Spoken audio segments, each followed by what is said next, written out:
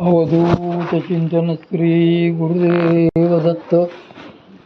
माझ्या सर्व साधक बंधू भगिनींनो, आपण पुणे येथील वामनरस प्रकाशनची पुस्तकं वाचण्यास घेतली आहेत. सध्या आपण परमपूज्य श्री दादा कवडे महाराज यांचे श्री सद्गुरु स्मरण हे पुस्तक वाचत आहोत. आज आपण 3 उपदेश प्रसंग हे प्रकरण पाहूया.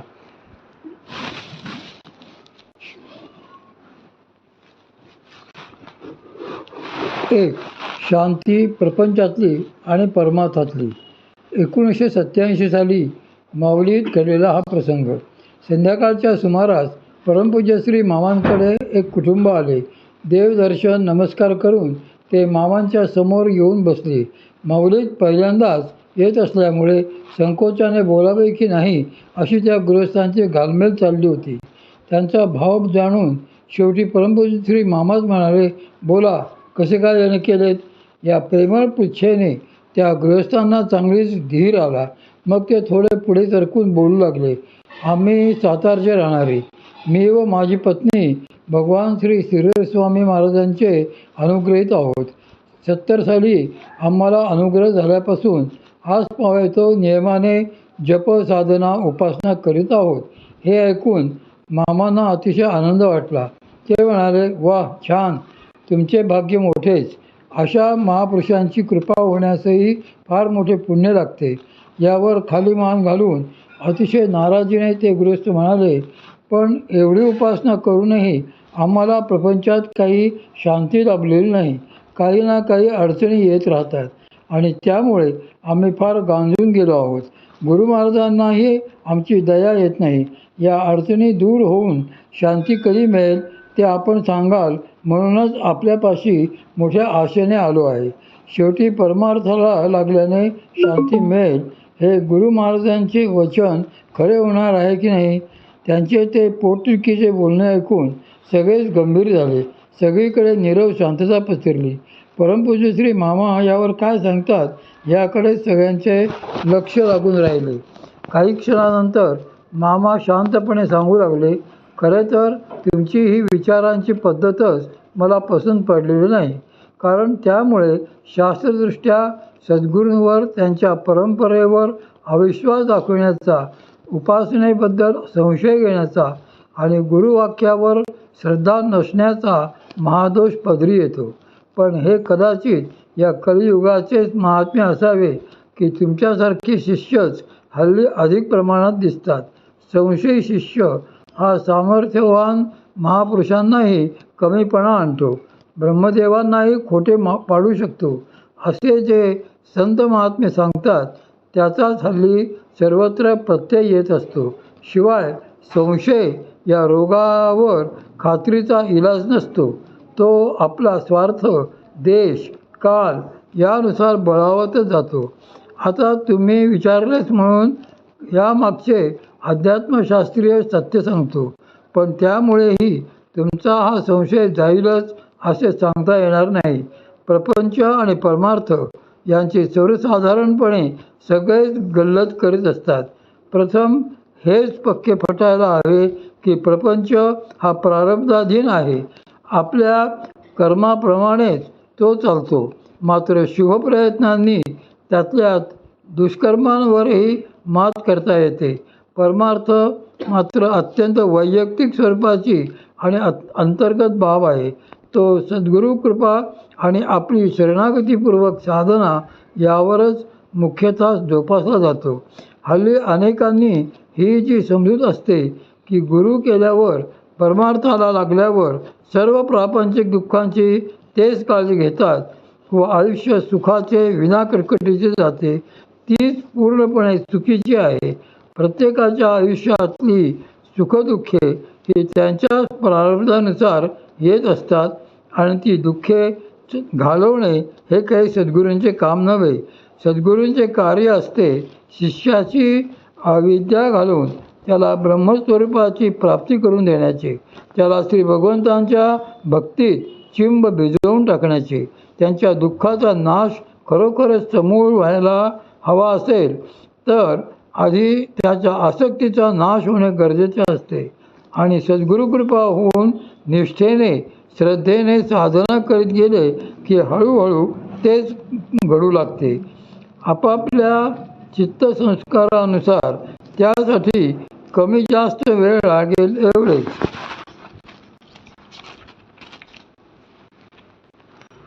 अहो, परमार्थाने शांती लाभते हे तर त्रिकाळ सत्य आहे. पण तुमच्या विचारांप्रमाणे ती शांती काही प्रपंचातली व्यावहारिक नसते. सद्गुरू कृपेमुळे अडचणी दूर होऊन मनासारखे सगळे काही घडून मिळणारी नसते. समजा त्यांच्या कृपेने तुमची प्रत्येक अडचण दूर होऊनही लागली तरी त्यामुळे तुम्हाला शांती मिळेलच हे कशावरून? परत पुढली काही अडचण संसारात आली की ती शांती कुठल्या कुठे पळून जाईल. प्रापंचिक अडचणी दूर झाल्यामुळे मिळणारी शांती, समाधान हे नेहमीच तात्पुरते असते. कालांतराने परत अशांती आणि असमाधान हे ठेवलेलेच असते. जोपर्यंत तुमच्या अंतःकरणात आसक्ती वसते तोपर्यंत हे असेच चालणारे असते. परमार्थाला लागले, साधन सुरू झाले की हळूहळू अंतःकरण शुद्धी होत जाते. त्यामुळे प्रापंचिक आसक्ती तुटू लागते आणि आतल्या शांतीचा अनुभव येऊ लागतो. हीच आसक्ती पूर्णपणे मिटली की मगच तो साधक अखंड शांतीची प्राप्ती करून घेतो. मग तो प्रापंचिक दुःखाने खचत नाही आणि सुखाने वाहवत नाही. हेच त्या कृपेचे एक लौकिक फळ असते. यावर नीट विचार केला तर कदाचित आपल्या लक्षात येईल की आपल्या अपेक्षा किती चुकीच्या गृहीतकार आधारित आहेत. म्हणून श्रद्धेने, प्रेमाने झडझडून साधना उपासना करा आणि आपले कल्याण साधून घ्या. प्रपंच हा प्रारब्धाच्या गतीने होऊ द्या आणि परमार्थ मात्र श्रद्धा प्रेमयुक्त मतीने होऊ द्या. मग हे प्रश्न समूळ नष्ट होतील. एवढे बोलून परमपूज्य श्री मामा सायंसंध्येसाठी उठले. त्या पतिपत्नींच्या डोळ्यातून अश्रुधारा वाहत होत्या. सद्गतीत अंतःकरणाने परमपूज्य श्री मामांना वारंवार प्रणाम करीत ते आपल्या चुकीच्या धारणेबद्दल क्षमा याचना करू लागले. ऐकणारे इतर साधकही अंतर्मुख झाले होते. संध्याकाळची ती निगूढ शांतता परत एकदा अनाकलनीय गांभीर्याने दाटून आलेली होती. अवधूत चिंतन श्री गुरुदेव दत्त. दुसरा आहे परमार्थात पंतोजीपणा नसतो. हा प्रसंग आहे मुंबईला घडलेला 1981 सालचा. परमपूज्य श्री मामांबरोबर एका साधकाच्या घरच्या लग्न कार्यासाठी आम्ही काही जण मुंबईला आलो होतो. साऱ्यांचा मुक्काम दादरलाच एका साधकांकडे होता.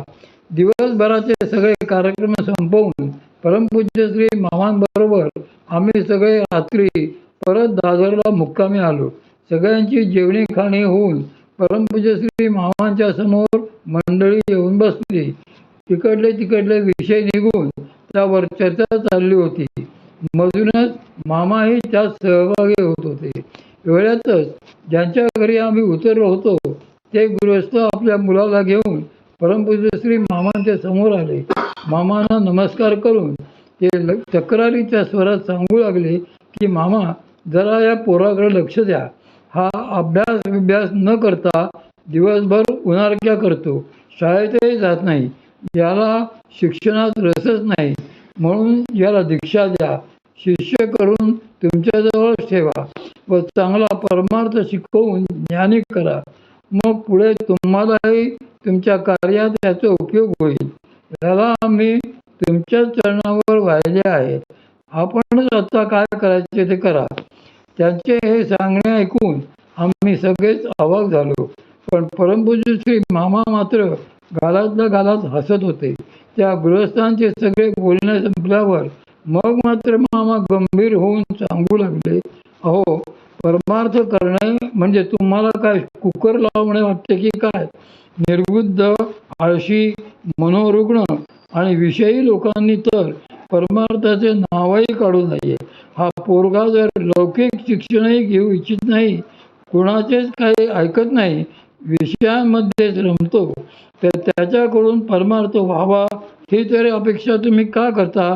श्री गुरूंचे सामर्थ्य आणि तपोबल कितीही श्रेष्ठ असले तरी परमार्थ रुजण्यासाठी मात्र शिष्याची श्रद्धा व प्रज्ञा चांगली असावी लागते. आजकाल तर मूर्ख आणि वेड्या लोकांचाच परमार्थाचे अधिकारी समजणारे शहाणे लोक फार झाले आहेत. ते सोडून द्या, पण ज्या भुईत महावृक्ष रुजायचा ती भुई देखील तशीच सकस लागते. परमार्थात देणे घेणे नसते, पात्रतेप्रमाणे होणे मिळणे घडते. आपण त्याला दीक्षा द्यावी म्हणता, पण हे कुणी ठरवायचे? तुम्ही आम्ही का परंपरेने? दीक्षेसाठी आमच्या परंपरेने त्याला पात्र समजून तशी आज्ञा द्यायला हवी ना. तो सर्वथा आमचा विषय नाही. परमार्थ ही काही शिकवण्याची गोष्ट नाही. बऱ्याच मंडळींना वाटते की आमच्या सद्गुरूंनी आम्हाला हाताला धरून परमार्थ शिकवावा, आमची तयारी करून घ्यावी. पण परमार्थाच्या क्षेत्रात अशी ट्युशन होत नसते. शिष्य अधिकारी असला की सद्गुरूंच्या हृदयातले परंपरेचे ज्ञान सहजच त्याच्या हृदयात जाऊन रुजते व प्रगट होऊ लागते. आत्मज्ञानाचे हे सूत्र आहे. धडे शिकवून, ग्रंथ शिकवून, पोथ्या वाचून, पारायणे करून, प्रवचने ऐकून आत्मज्ञान होत नसते. तेच सेवा हा दारिवंटा. एखाद्या शिष्याकडून सद्गुरू सेवा निष्कपट, निस्वार्थी भावाने आणि पूर्ण शरणागतीने जशी जशी घडू लागते तसतसे त्याचे चित्त शुद्ध होत जाते व तो शिष्य आत्मज्ञानाचा अधिकारी होऊ लागतो. आमचे अक्कलकोटचे श्री स्वामी समर्थ महाराज म्हणूनच सांगत की हम पंतोजीपण नाही करते. खरे सद्गुरू पंतोजीपणा कधीच करत नाही. तो परमार्थ ज्ञानप्राप्तीचा मार्गच नव्हे. पंतोजीपणा मास्तरकी ही व्यावहारिक विद्यांसाठी ठीक आहे, पण आत्मविद्येसाठी ती मुळीच सांगितलेली नाही. आता मला सांगा, आहे का तुमच्या या चिरंजीवांची अशी तयारी? आणखी एक सांगतो, आमच्या परमार्थाचा वारसा कुणी चालवावा हे तुम्ही ठरवू नये, हेच बरे. आमच्या कार्याला जे उपयोगी ठरणारे आहेत त्यांची नियुक्ती परंपरेने केलेलीच आहे आणि पिढ्यानपिढ्या ती परंपरा तशीच चालत आलेली आहे. इतर कुणी त्या ढवळढवळ करू शकत नाही. आमच्या परंपरेत कोणाला समारंभाने ठरवून गादीवर बसवणे हा प्रकार नाही. परंपरेतले अधिकारी आपापले राजसिंहासन घेऊनच जन्माला येतात, हे पक्के लक्षात ठेवा. राहता राहिला तो या पोराचा प्रश्न. याबद्दलचे माझे स्पष्ट मत तुम्हाला पटत आणि पचत असल्यास पहा. हाच पोरगा काय, पण हा व याचे आणखी दोघे भाऊ असे हे तिघेही पक्के दिवटे आहेत. तुम्हाला तुमचे म्हातारपण सुखात घालवायचे असेल तर यांना आधी घरातून बाहेर काढा. यांचे अतिरेकी लाड थांबवा आणि जगण्यासाठी त्यांना धडपडू द्या. भलत्या भ्रमात राहू नका, नाहीतर तुमच्या घराण्याला ही मुले पुढे काळीमा लावून फासतील आणि तुम्हालाही लाथा घालतील. कळले? आता तुमचा तुम्हीच निर्णय घ्या. आम्ही सगळे परमपूज्य श्री मामांचे हे स्पष्ट, अत्यंत आवेशाचे आणि निर्भीड वक्तव्य ऐकून गारच पडलो होतो. त्या गृहस्थांना मात्र मनातून मामांचाच राग येऊ लागला होता. त्यांना मामांचे सांगणे पटलेही नव्हते. मग ते पचणे तर दूरच. या प्रसंगानंतर पुढे काही दिवसांनी मामाने आम्हाला अव्यवहार्य सल्ला दिला. यांना काय गुरु म्हणायचे का वगैरे बरोबर त्या या गृहस्थांनी व त्याच्या कुटुंबियांनी सुरू केली. वरील प्रसंग घडेपर्यंत मामा तुम्हीच आमचे सर्वस्व आहात असे सारखे म्हणणारे हे कुटुंब पुत्रस्नेहाने अंध होऊन अगदी दुसऱ्या टोकाला जाऊन पोहोचले. मामांनी नंतर त्यांच्याकडे जाण्याचे सोडले. आपण हिताचे सांगितलेले ते ऐकत नाही म्हणून त्यांनी त्या मंडळींना काही सांगणेही सोडून दिले. काही वर्षानंतर परमपूज्य श्री मामांचे त्या दिवशीचे शब्द अक्षरशः खरे ठरले. त्या पतिपत्नींना पश्चाताप करण्याचीही संधी मिळू शकली नाही. आपल्या दैवाला दोष देत हलाखीचे, अपमानाचे, लाजिरवाणे जिणे ती दोघे मुकाट्याने जगत राहिली. 3. नम्रता, योग्य आणि अयोग्य. 1987 साली पुण्यातच घडलेला हा एक प्रसंग आहे. परमपूज्य श्री मामांचे एक स्नेही त्यावेळी मामांच्या काही संस्थांचे ऑडिटर होते. एका संस्थेचे विश्वस्तही होते. साहजिकच संस्थांच्या त्या संदर्भातील विविध कामांसाठी परमपूज्य श्री मामांचे त्यांच्याकडे बरेचदा जाणे येणे घडे. एकदा असेच त्याच्याबरोबर त्यांनी मलाही त्या गृहस्थांकडे नेले होते. त्यांच्या घरासमोर कार पार्किंगला जरा अडचण पडे म्हणून आमची जीप ड्रायव्हरने जरा दूरच्या कोपऱ्यावर उभी केली होती. बऱ्याच वेळाने चर्चा मीटिंग संपली आणि परमपूज्य श्री मामा परत जायला उठले. संस्थेचे दप्तर हातात घेऊन त्यांच्या मागोमाग मीही निघालो. ते सद्गृहस्थ आम्हाला सोडायला दारापर्यंत आले.